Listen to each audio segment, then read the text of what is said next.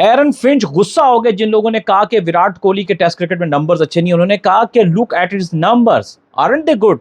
उन्होंने कहा ये एब्सोल्यूट नॉनसेंस। उन्होंने नॉनसेंस कह दिया जो लोग विराट कोहली के टेस्ट कैरियर को अंडर एस्टिमेट कर रहे हैं।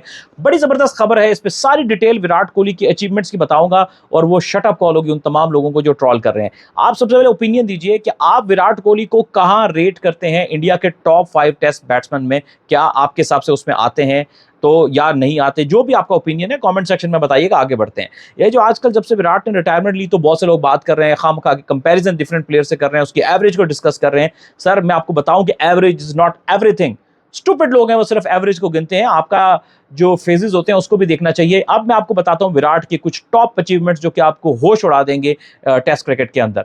2014 में विराट कोहली का राइज स्टार्ट होता है और वो 2019 तक चलता है, और इस टाइम पीरियड के अंदर जो विराट कोहली कर गया है ना टेस्ट क्रिकेट में, बहुत कम प्लेयर्स ने इंटरनेशनल क्रिकेट में अचीव किया। फॉर एग्जांपल 2016 से 2018-19 के बीच में विराट कोहली ने 18 माह के अंदर 6 डबल सेंचुरी स्कोर की हैं।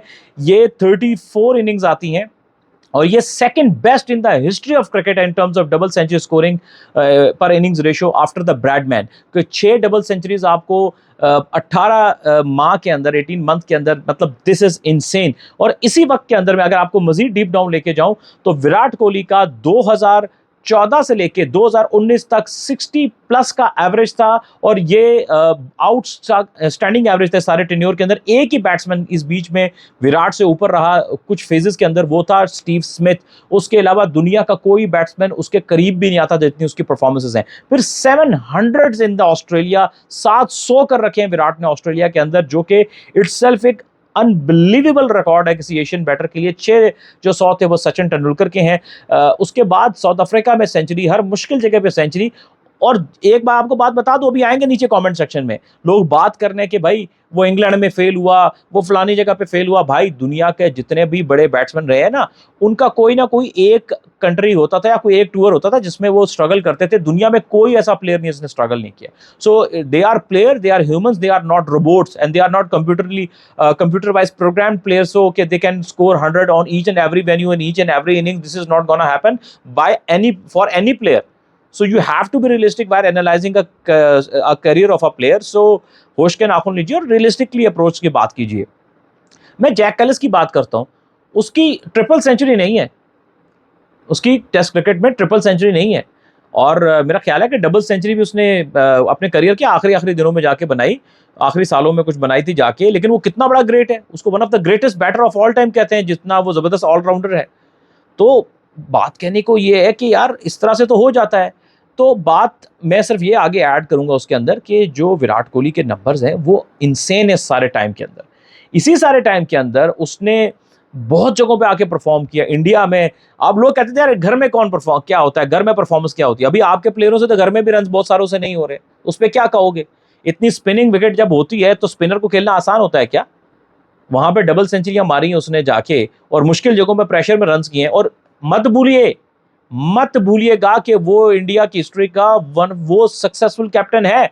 उसकी सक्सेस रेशो जिस तरह से इंडिया की टीम को वो लेके चल रहा था, उसमें एक एग्रेशन था।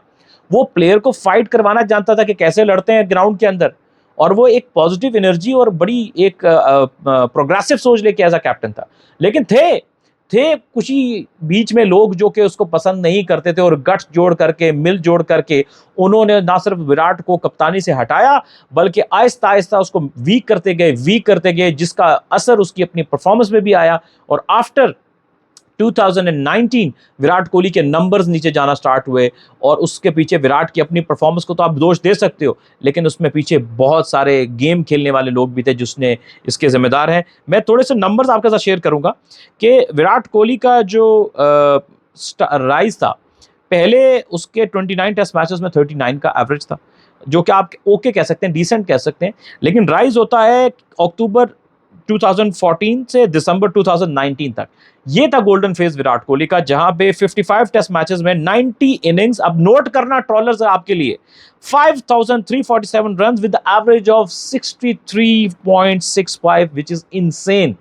और यहीं से आगे जाके फिर चाल शुरू होती है और विराट को डाउन करने की कोशिश की जाती है, और वो कामयाब हो जाता है ग्रुप, जहां पे जनवरी 2020 से फिर विराट ने 39 टेस्ट खेले, 2028 run with just average of 30.72, जो कि काफ़ी कम है उनके कैलिबर को लेके, ऑलमोस्ट हाफ से भी थोड़ा कम हो जाते हैं जो कि इससे पिछले फेज में, वो मिडिल फेज में अपने करियर के जो अचीव कर चुके थे।